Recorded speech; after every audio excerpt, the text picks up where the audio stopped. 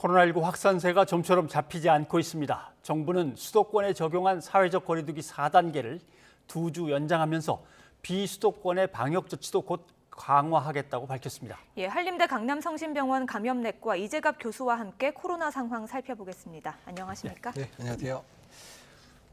일단 궁금한 것부터 여쭤보면 대충 한 오후 6시까지 지금 1,300명대가 늘 되고 밤사이에 한 300명, 400명 더 붙고 이렇게 해서 이제 0시 기준으로 발표가 됐는데 오늘은 어떻습니까? 오늘도 지금 1,314명 발생해서 어제랑 거의 비슷한 수준으로 발생을 하고 있어서 아마 내일도 아마 1,500명대 후반 또는 1,600명대 확진자 나오지 않을까 좀 생각이 듭니다. 예, 17일째 네 자릿수를 기록하고 있는데요. 내일도 별반 다르지 않다면 이렇게 확산세가 꺾이지 않는 이유는 뭐라고 보십니까? 일단 첫 번째는 이제 수도권 같은 경우는 증가세는 멈추기는 했습니다. 이제 1,000명 넘었지 않고 900명대 이제 섰는데 지금 비수도권에서의 확진자 숫자 계속 늘어나면서 일단은 상당히 지금 유행이 악화되고 있는 상황이고요. 아마 지금 상황이면 비수도권에서의 유행자가 다음 주에 더 악화될 가능성이 상당히 높고요. 특히 비수도권 같은 경우는 병상이라든지 이런 분이 상당히 부족하기 때문에 비수도권의 유행 상황이 오히려 수도권의 유행 상황보다 훨씬 더 큰 압박으로 다가올 가능성이 높습니다.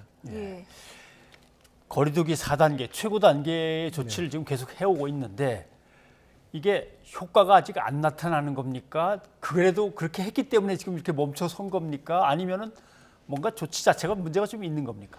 사실 이제 델타 변이나 이런 게 있었기 때문에 만약에 수도권의 4단계를 지난주 초에 안 올렸으면 아마도 엄청나게 숫자 정말 2,000명, 3,000명까지 올라갈 수도 있는 상황이고요. 그러니까 전문가들은 수도권에서 정점을 찍은 것만으로도 일단 이번 주 4단계 효과는 보고 있다고 생각을 합니다. 근데 다만 저희가 계속 이제 전문가들이 얘기했던 것처럼 수도권에서의 풍선 효과 때문에 비수도권에서의 확산세가 분명히 문제가 될 거라 그랬는데 지금 그 상황이 된 거고 아마 비수도권은 다음 주까지는 상당히 어려운 시간을 지낼 것 같아서 비수도권의 방역 강화들을 어떻게 빨리 결정하고 올리느냐가 앞으로 다음 주, 다다음 주에 전국적인 상황에 영향을 줄 것 같고요. 비수도권이 악화되면 지금 여행을 가는 사람들이 비수도권에서 감염돼 다시 수도권으로 돌아오게 되면 수도권에서 다시 또 점화가 되는 가능성도 있어서 그러니까 지금 비수도권의 유행을 잡는 게 상당히 중요한 의미를 가지고 있습니다. 예, 정부가 수도권의 4단계 조치를 2주 연장하면서 2주 뒤에도 상황이 안정되지 않으면 더 강력한 조치를 검토할 수 있다고 했거든요.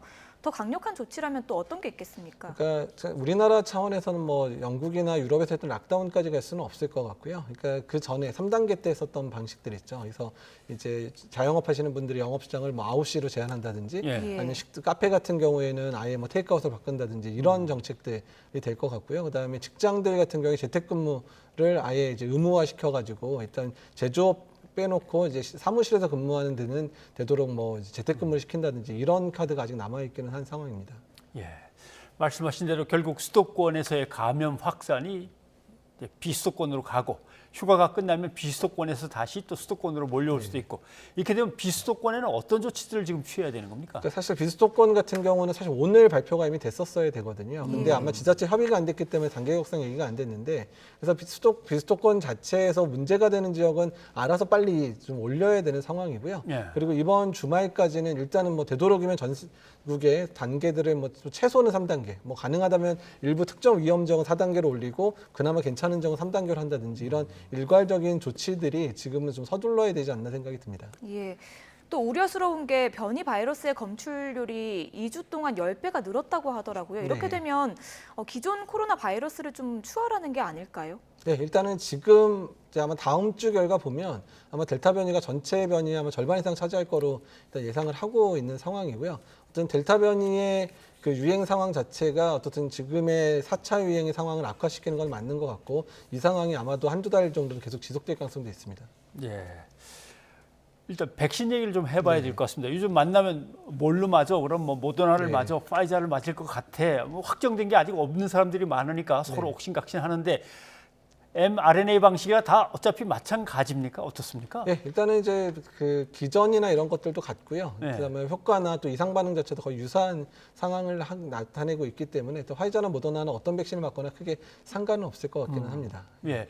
근데 이제 두 개가 그 약을 만들어서 공급하는 곳에서는 사용 기준이 있을 거 아닙니까? 몇 주 간격으로 맞아라. 이런 것도 그러면 각각 다 맞춰야 됩니까? 예, 일단 화이자는 3주 간격으로 돼 있고요. 모더나는 4주 간격으로 돼 있는데 미국 내에서의 그러니까 만약에 조금 접종을 좀 제때 못 맞은 사람들을 이제 윈도우 피리어드라 그래서 허가하는 기간이 있는데 화이자는 한 3에서 6주 정도, 모더나도 한 4에서 6주 정도의 기간을 설정을 하고 있기는 합니다. 근데 예. 되도록이면 연구 단계에서 맞춰진 기간이 가장 항체 형성이 좋은 기간이라고 돼 있기 때문에 접종 기간을 맞추도록 노력을 할 것 같은데 그렇다고 딱 맞아야 되는 날 못 맞았다고 해서 너무 걱정할 필요는 없다. 그러니까 1, 2주 정도 늦게 맞는 거는 크게 상관없다 정도로 이해를 하시면 될 것 같습니다. 네. 예. 아무튼 어떻게든 백신 접종 예약이 그래도 어느 정도 좀 수월하게 진행이 돼서 다행이고요. 방역 수칙은 그래도 끝까지 잘 지켜야 될 네, 그런 상황이죠. 예, 알겠습니다. 교수님 고맙습니다. 네, 감사합니다.